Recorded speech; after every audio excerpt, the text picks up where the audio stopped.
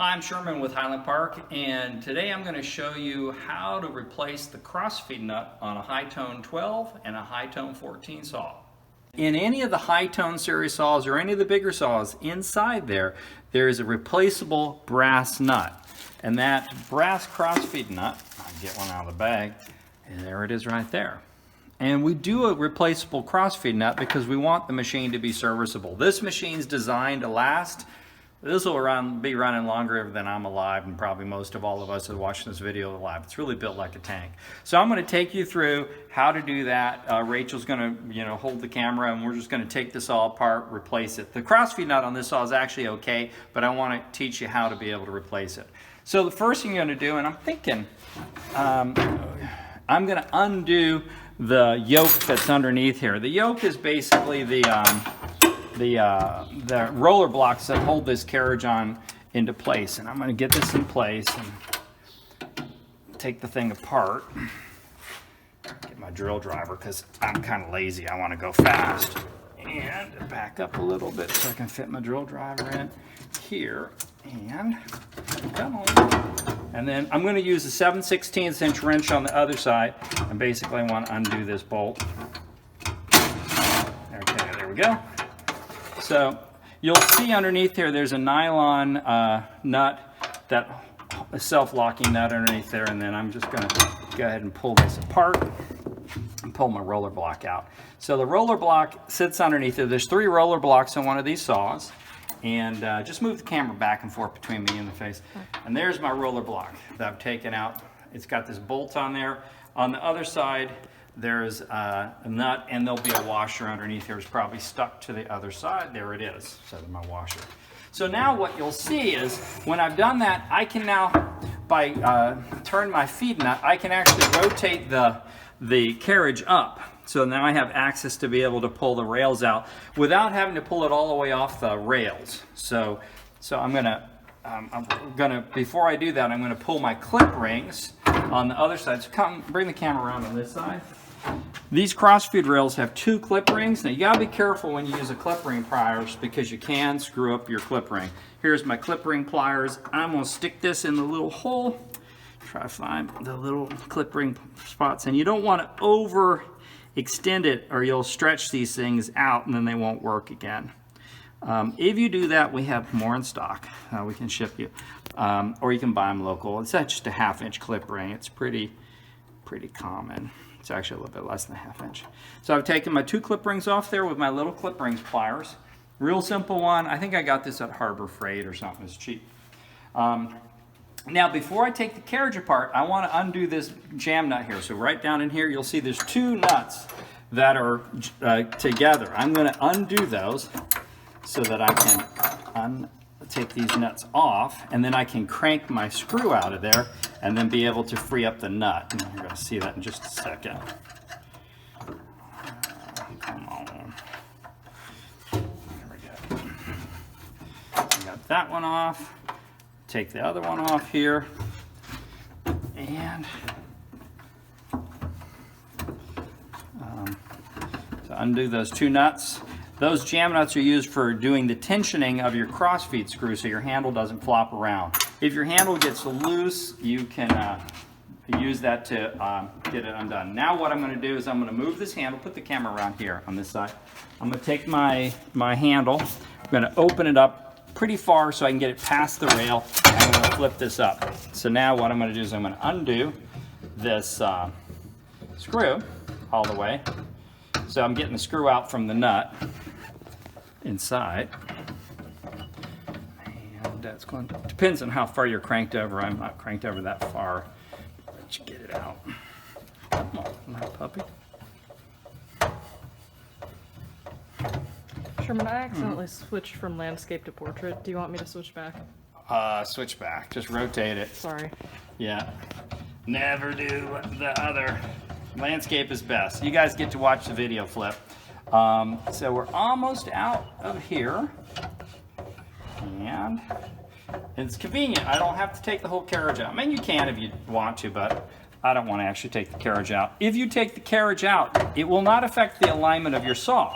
Because keep in mind, alignment of the saw is achieved by the alignment of the left carriage rail to the arbor. So if you do remove the carriage, it's not a big deal.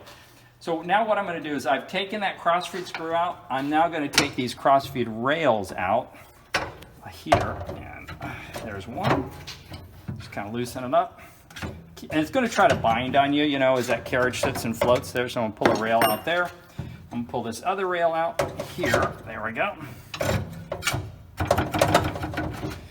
And now I got my vice base off. And the vice base, there's my nut right underneath there. So to replace the nut, it's pretty easy. All I'm going to do is I'm going to use a 3/8 inch wrench here and a Phillips screwdriver. I'm going to undo these here. We love brass nuts because all those wear parts on a typical saw, like the old Lortones, they didn't have any nuts, so when your thread wore out, you're kind of hosed. With this carriage, which by the way, you can buy this carriage as a drop-in replacement to the original Lortone LS10, LS12, and LS14 Panther saws. So you can upgrade those old saws with this carriage, which, you know, gets you pretty far the way to improve it. So there's my old nut out right there. So all I'm going to do is I'll take my new nut, which I actually am not going to put in because this nut's fine.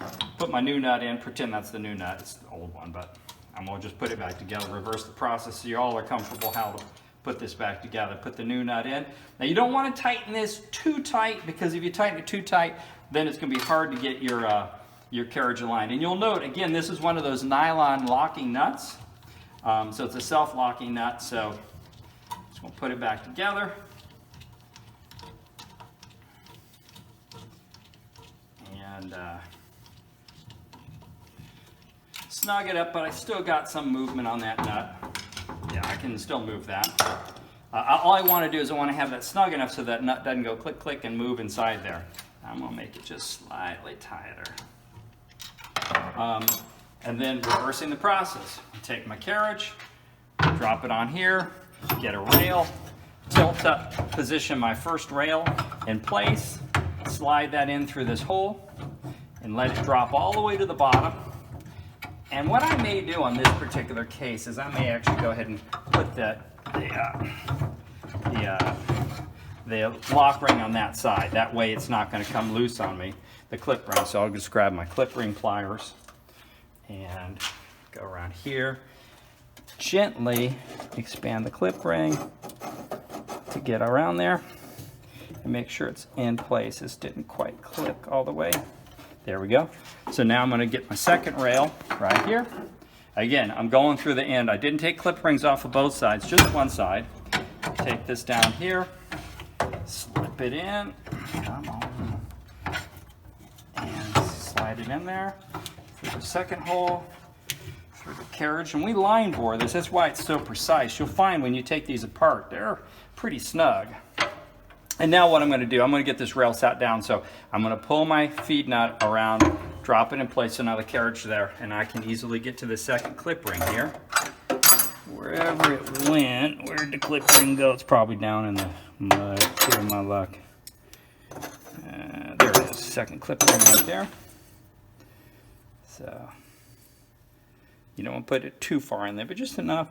Don't hyperextend the clip ring, because it's a spring, and if you stretch it out too much, it won't go back together. If you damage your clip ring, don't do the stupid thing of trying to put a piece of wire on there, because it won't work.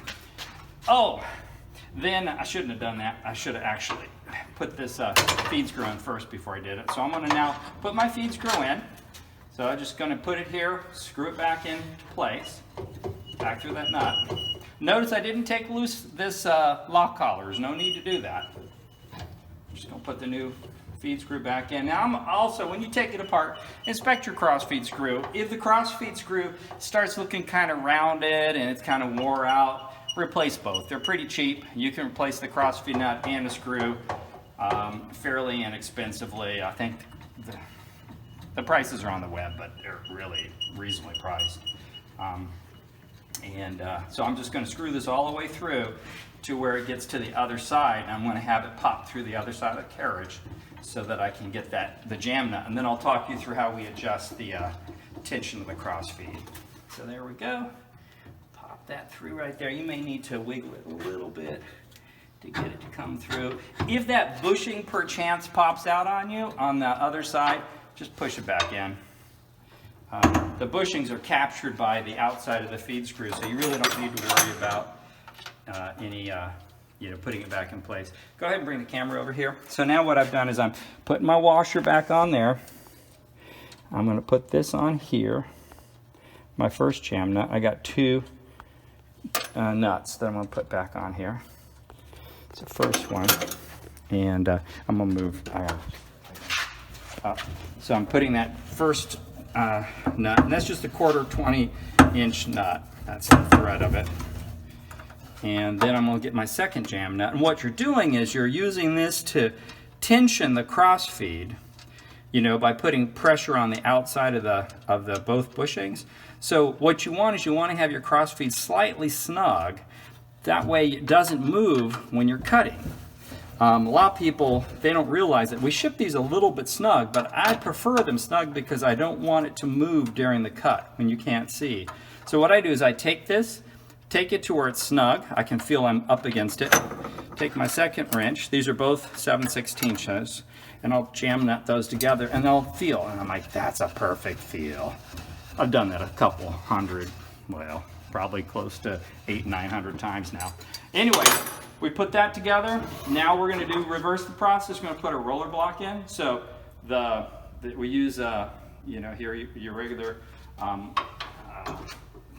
socket cap screw, and I'm going to just reach underneath there, make sure I've got my position right, slip the screw using just by feel here. I need to find the hole of where the screw is under that yoke. Once I get it started, oh, there we go. And now stick my yoke in there, slide through, and come out the other side, just like that.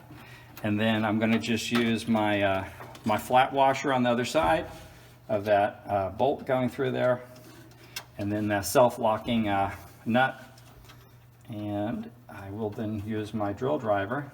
Or I wouldn't recommend a drill driver for putting together for most of you, because you may not use drill drivers all day long. I do, so I know what's going to be tight. But this is generally best to use an Allen wrench and just tighten it up. But I'll do this just from a speed perspective. Put my bolt underneath there.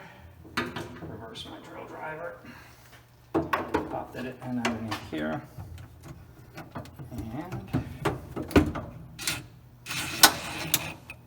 And there we go. That's all I need. And voila, we have replaced the crossfeed nut on a HighTone 10 or HighTone 12. It's both the same.